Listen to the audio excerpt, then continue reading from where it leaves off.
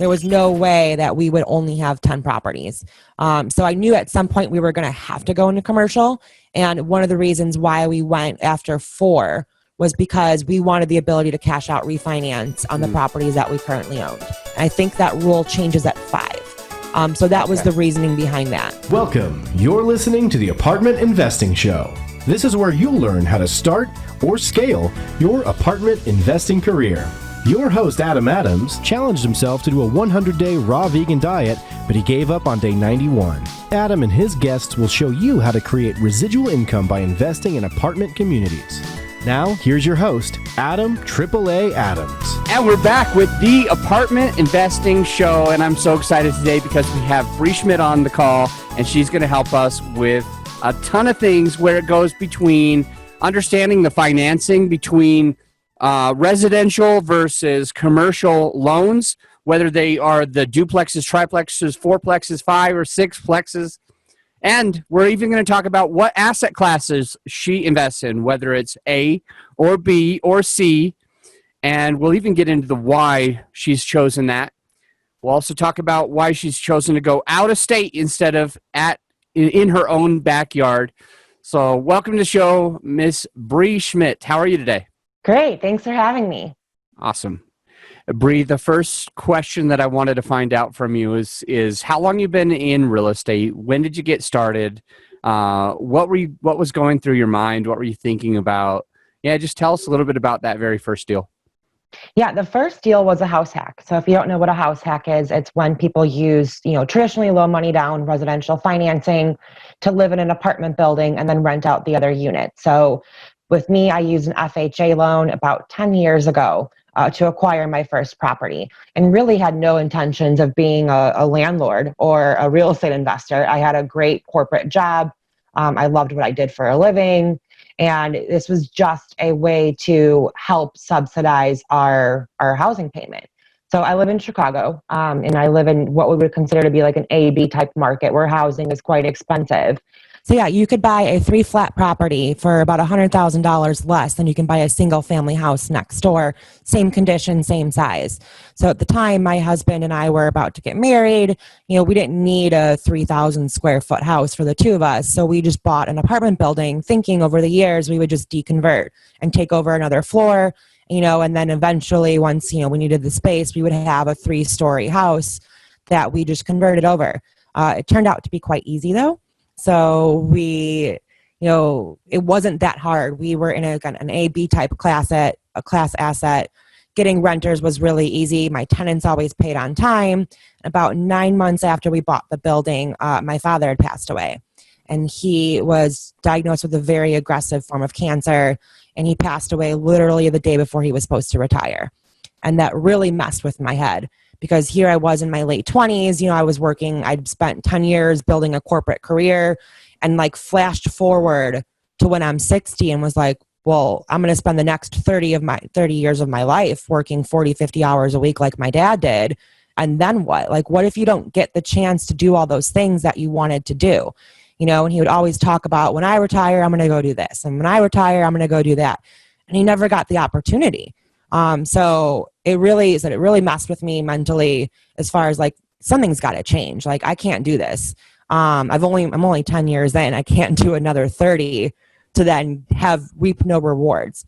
So we looked at a couple of different options and really thought about what our next path would be. And I really liked real estate investing. I'd actually at that time been licensed for about maybe 8 years. I just never used my license really for anything.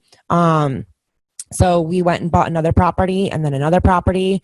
And our third property was a BRRRR strategy, which is was a rehab project. So once we finished that rehab project, we had access to a lot of capital. We were able to pull it out and refinance the loan and then decided, what should we be doing next? And that's when I started looking out of state and ended up in the Milwaukee market, which is about an hour and a half drive from Chicago. But that's more of a cash flow based market. So I chose to invest in a C-class asset market that was very cash flow based, not appreciation based, versus my Chicago rentals are more appreciation based, not cash flow based. The first question I have for you, Brie, I want to take me back, way back whenever you did your absolute first deal. Tell me kind of what you were going through, what you were stressed about, what were you thinking, why did you buy it, and what was the deal? Yep. So we looked for about 9 months for our first property. It was a house hack, which means that we used low money down residential financing to get a 3.5% down loan, occupying one unit and then renting out the others. So I think we went under contract probably 3 or 4 times.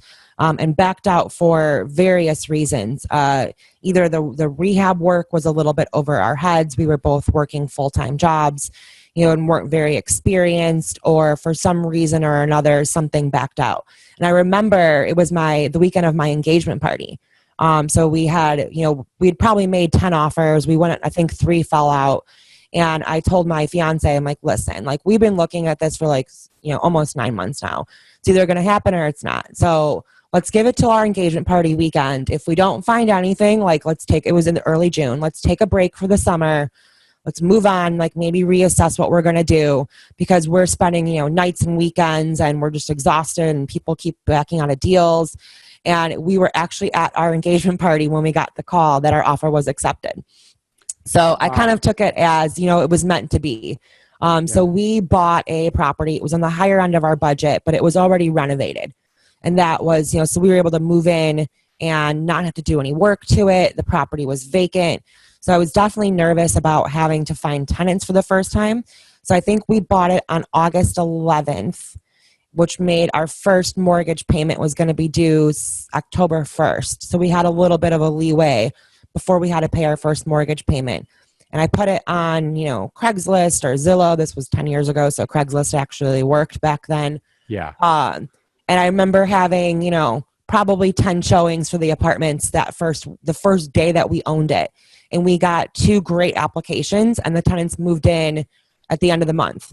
So our first month we got rent without having to pay a mortgage, which was nice, which helped us, alleviate the stress of how am I going to do this?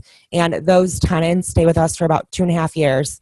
I said it's been about 10 years. I still talk to them both all the time.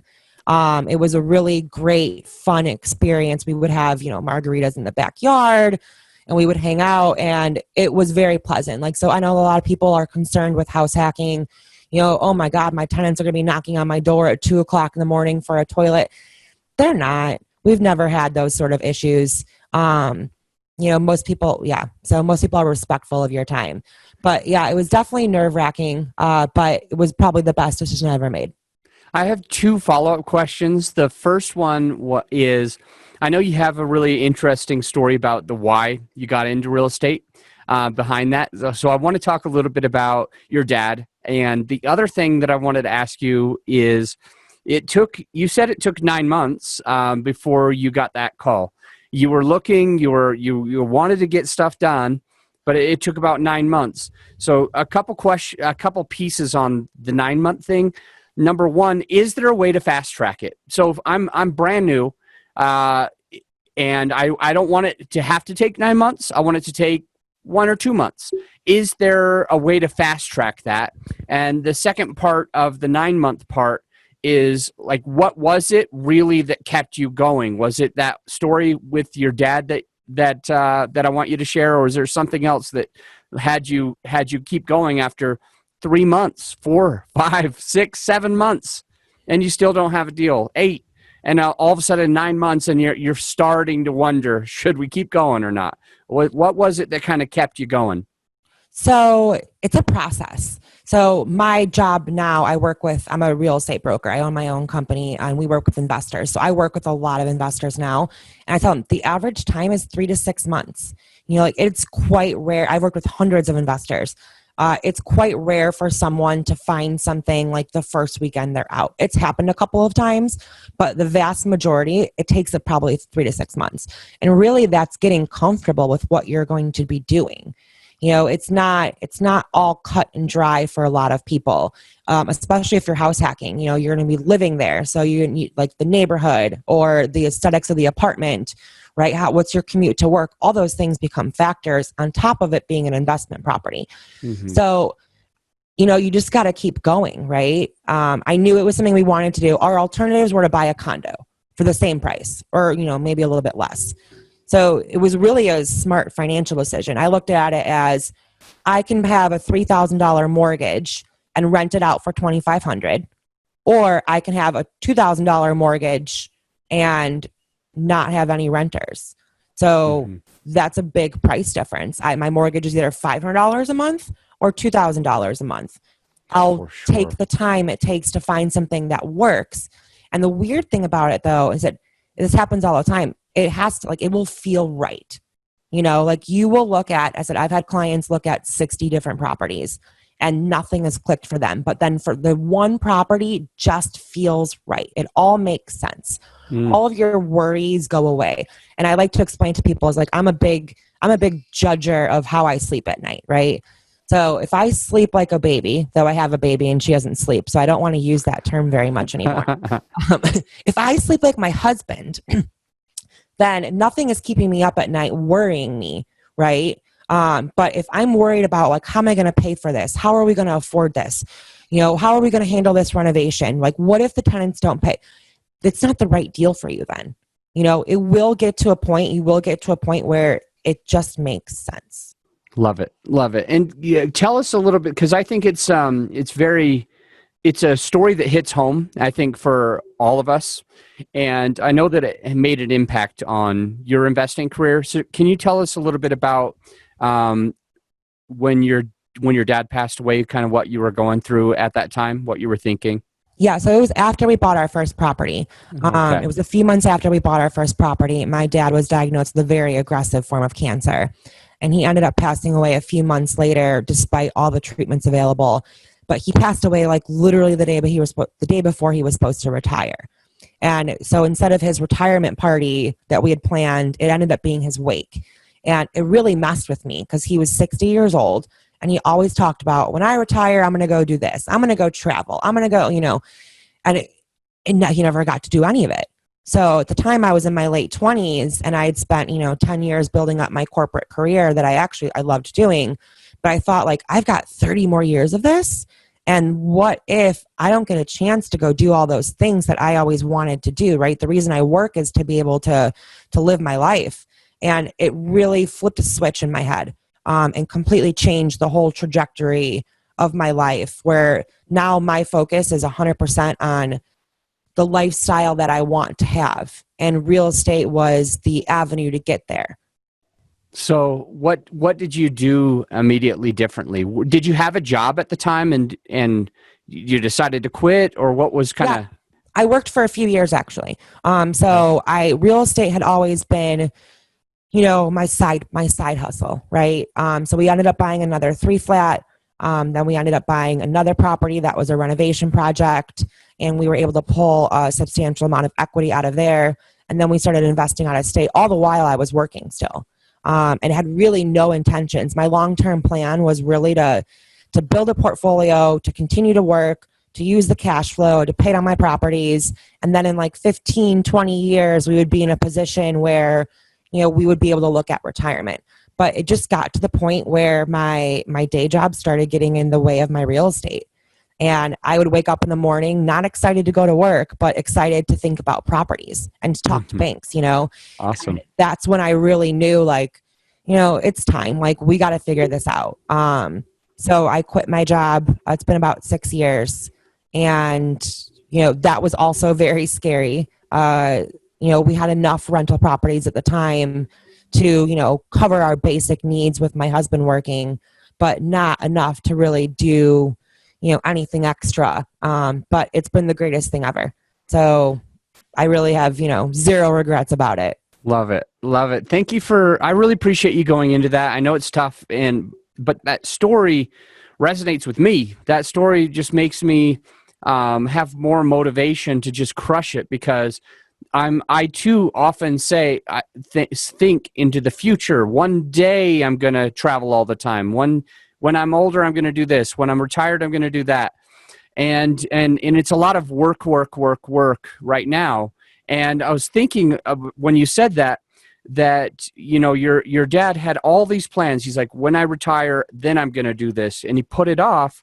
And it was just sad that he never got to do some of those things. And it makes me think I want to make sure that I'm starting to live my life today before I retire, which it just really resonates with me. I appreciate you sharing that. A couple, go ahead. Go ahead. Please go ahead. I'll say it's changed the way I look at life, right? And getting to be able to do whatever you want when you want and working towards that. It's not something that you can just say, hey, tomorrow I'm going to be able to do what I want whenever I want. It doesn't work that way. It takes years and years of hard work. And so building the portfolio, especially with real estate, is a very easy path, a very realistic path to have that sort of life. But it's not like you can just do it tomorrow. It's going to take years of working 60 hours a week. I worked essentially 2 jobs for 3 years until I was able to at least go down to 1 job. I really appreciate you. I'm glad you got to say that. So I want to talk about a couple of things. Number one is that on the show, because I do larger syndications, like one property is 100 units. It's just you quickly just buy something. Usually with a lot of partners, though. We have a lot of passive partners and a few active partners, and we split the pie. But getting doors is fast when you do it like that. And so I love having you on the show because then we have another perspective. We have somebody who's done a lot of like 6-plex and you say 3 flats, 4 plexes, 5 plexes, maybe even duplexes. And so this is a niche that doesn't come onto the show enough. And you were able to buy so many of these properties. You added them up to about, 96 total? 96 units, yeah. 96 units, and which is just awesome. So can you tell us kind of the process, only the bird's eye view, kind of the overall process of what it took you to go from, that first 3 flat to the second 3 flat? All of a sudden you have 96 units a few years later. What did that look like? Did you have to refi a lot? Did you make a ton of money and just it was easy, or were you using the burst strategy? How did you grow to that number, and how long did it take? Yep. So the difference was switching markets. So I said in Chicago, the average price is about $600,000 to $700,000. You can't for a 3 flat, property. You can't go very far, very fast when you're looking at residential financing, which was 25% down payments. You can only do so much, right? So I switched markets and went into the Milwaukee market, which is more of a cash flow based market. We're talking like, it's when I was buying at least $60,000 to $80,000 for a duplex, $90,000 to $110,000 for a triplex, and so on. So you were able to, I could buy 3 properties for the price I could buy 1 for in Chicago. So that was really the difference. But the other big difference was commercial financing. So with residential financing, you can have up to 10 loans per person. So I could have 10, my husband could have 10. But you would have to be able to qualify with your own income. Well, I have no income now. So we only had to use his income. So we couldn't each have our own loans. But one of the big caveats I had, or problems I had, was investing in a asset, appreciation based market. Once you get past a certain amount of loans, you cannot cash out refinance on any property you do not personally live in. So since I knew that our properties were appreciating, I didn't want to shoot myself in the foot and not be able to pull equity out down the road. So we went straight into, a single member LLC with commercial financing. And I did not find a bank to work with. I was calling banks for like days. I remember, hey, my name is Brie and this is what I do and this is the portfolio I want to buy. And they're just like, nope, click. And I must have gotten 20 no's from the banks until I finally posted on LinkedIn one day. Was like, listen, I've got this portfolio. I want to buy it. I need the financing. I'm stuck. Like, can anyone help me? And I remember this guy I've never met before called me on a Sunday morning and said, hey, I've got a commercial broker who thinks that he's got a bank for you. The deal, though, is he charges 2 points, but only if you move forward with the deal. I'm like, the numbers are great on this deal. I'll take the 2 points. And that's how I got my first lender. And it was a regional bank. I would have never, I was all calling, local banks and credit unions like everyone told me to. I never thought of going to a regional bank. And they have been fantastic to work with. I've financed 28 properties with them since that. So and I paid the 2 points on that first portfolio of 5. So that relationship has developed over the years. It's been fantastic and 100% worth. People want to be cheap, right? And not pay all the time, but sometimes you have to pay for that kind of stuff. And it was well worth it, in my opinion. I 100% agree. I relate to 2 things that you said absolutely a lot. And one of them is that we want to be cheap. And I remember when I got my first 3 flat myself, I didn't get an attorney to draft me a $300 or $400 contract to sign with my tenants because I couldn't fathom wasting that much money. And it came back and it bit. So don't be cheap. And the second one that really resonated with me is that you got 20 no's, 20 different no's, but you kept going. I mean, I'm thinking about a listener right now. Just they're thinking about, they'll pick up the phone and they'll call a bank and they'll say, this is what I want to accomplish. And the bank says, you can't do that. And they're like, shoot. They put down the phone and their dreams are crushed because they don't call somebody else. But then, like, the tenacity that you had, how you were unrelenting by calling not just that first one, but all of a sudden you had 19 called and you still went and called another one. And then you still posted something on LinkedIn. You're like, I'm going to make this work. It's how can I, right? We read the book, Rich Dad, Poor Dad. And instead of saying, I can't do this, the bank won't let me do this, Brie says, well, how can I? There's got to be somebody. And I bet you if LinkedIn didn't work, you would call friends, you'd call family, you'd call. Oh, yeah. Just keep finding a way because you knew that this was a good portfolio. So that's very, very inspiring. You were talking about out of state, and you were talking about one of the reasons why you did that is because the 3 flats locally in Chicago were going to be around 600,000+, but the 3 flats over there were going to be around 90,000. Yeah. Yeah. So what does the listener, if they're enticed on these more approachable dollar sign numbers here, if they're enticed by wanting to be a part of that, what would be the things to consider when going out of state?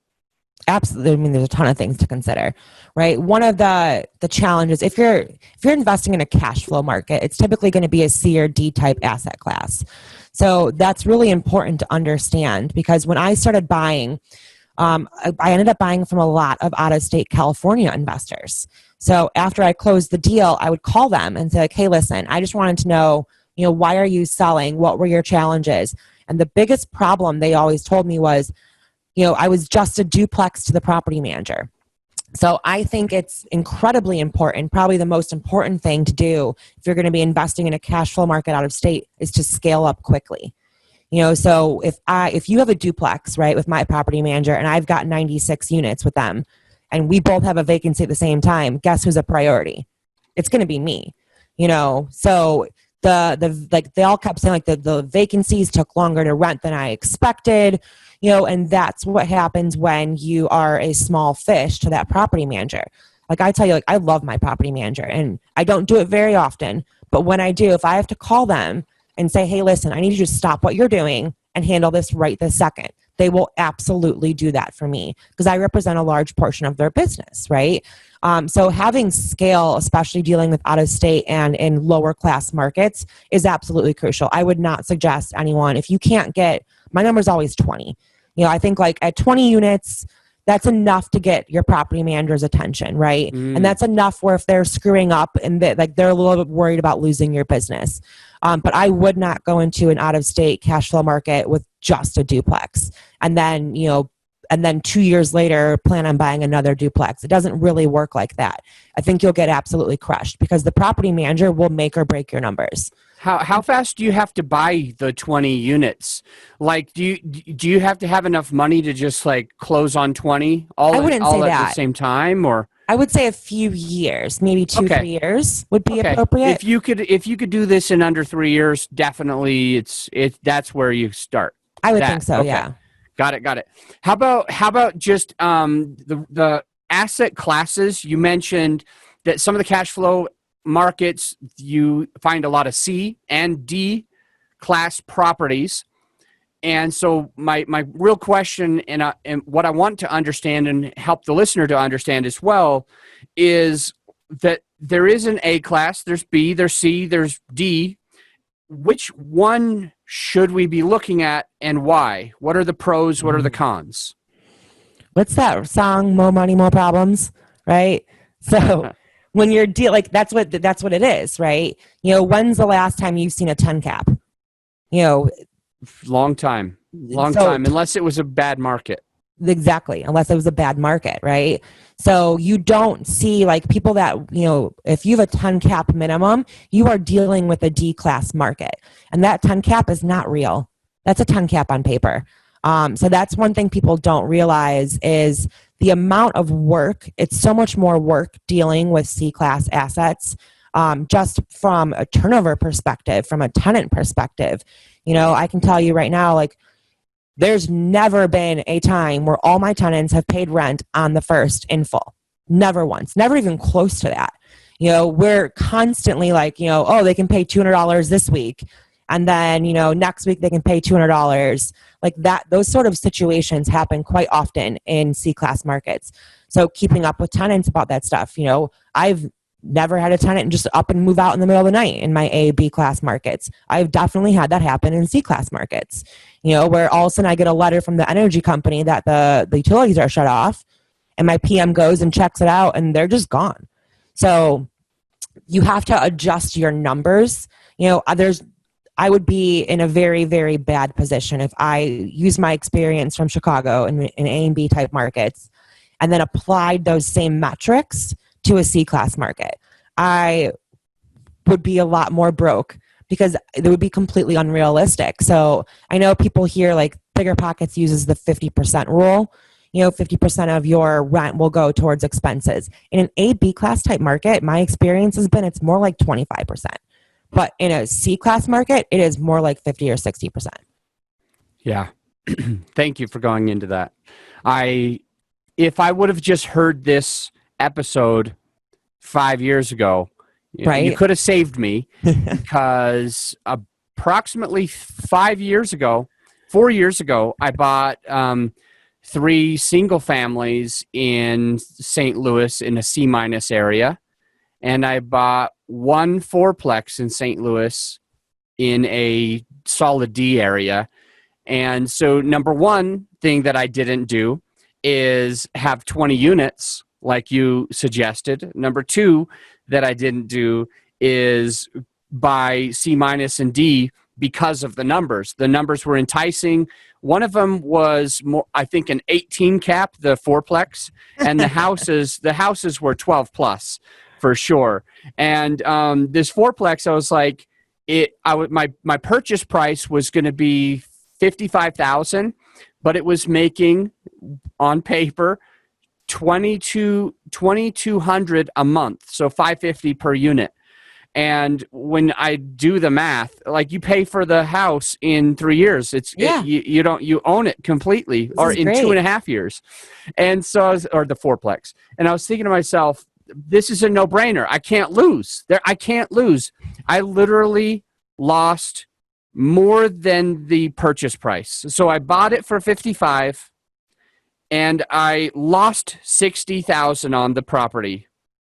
How does that happen? It's because numbers lie, and it's because I didn't follow your advice. So to the listener, this is an awesome episode. We talked a little bit about understanding financing, just understanding how many loans you can have, whether you can qualify for them or not. These are residential loans when you're building up your portfolio. something that I took away from it, it was that Brie said, her husband could theoretically qualify for 10. Brie could theoretically qualify for 10 others if she had a job and all that kind of stuff at the time. So whatever you can qualify, you can get. I never thought about it like that. I always thought, well, if I'm married or single, I can end at 10. But that's really cool because you can be two separate entities, and it's possible that you could get to 20. And we talked a little bit about that you were able to use a portfolio lender, more of a commercial type lender, to pull down that portfolio after you sent out 20 different calls and got no's, which was really awesome. On LinkedIn, you were able to get that taken care of. And just real quick to the listener, what are the considerations from how soon that they should how soon should they go to commercial versus using the residential? What are the major, determining factors? Really, it's just what your game plan is. I knew based on the cost of the market that I was in, I knew that we were going to get past our 10.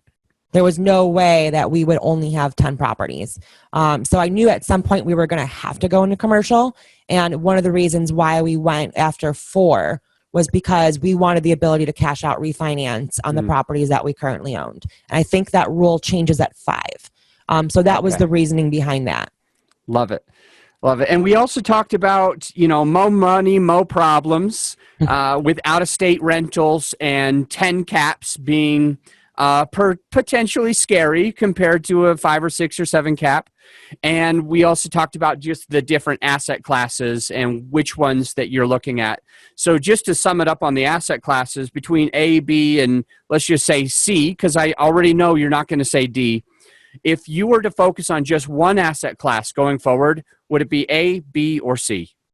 That depends on the strategy, really. So I've got solid Bs and I've got solid Cs, and they're both great markets, and but they've got different pros and cons. That's the reality of it. So I like having both portfolios still. If I'm a little bit on the riskier side, so as long as I had the ability to scale, I would probably go into a C again, but I would also go into a B again, no problem. Okay, awesome. And so a lot of it comes with how you respond to change, how you respond to pressure. Because the C might, drama. C might be a little bit more work. Yeah. And the Bs might be a little less effort. You can almost more like an autopilot. Absolutely. Awesome. I like that. Great advice. Any other parting advice? Oh, you got your Summit Midwest conference coming up. Yes. Tell us a little bit about it. Yep. The Midwest Real Estate Networking Summit is a 2-day conference. It's going to be virtual this year. So it's July 25th and 26th. We have some fantastic speakers. Let's see. From Bigger Pockets, we've got Matt Fairclough, Brian Burke, David Green. We've got Jake and Gino this year. We've got Dan Hanford, some awesome Ash Cash, who's a personal investment speaker. So we have a lot of really excellent speakers. It's a completely virtual event, which is different than what we're used to, and the biggest part of the event is networking, right? So we've been spending months figuring out how we're going to involve the networking and still be able to do the conference. So we've got different breakout sessions. We've got virtual coffee breaks. We use an event app that has a community board that allows you to send messages back and forth and, post topics and have discussion forums all within the event app during the conference. So we're really excited about it. You can find information at MidwestRESummit.com. All right, so we'll put MidwestRESummit.com in the show notes so the listener can just scroll down right now and click. Brie, what is the best way for them to reach out to you, to find you, get a hold of you? I know you're a real estate agent and you help people do BRRRRs, and you have about 100 investor clients that you're helping get investment properties. What's the best way to get a hold of you? My best place is probably LinkedIn.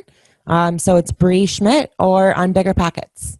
Perfect. And those links will be in the show notes, the Brie Schmidt on LinkedIn, as well as Bigger Pockets.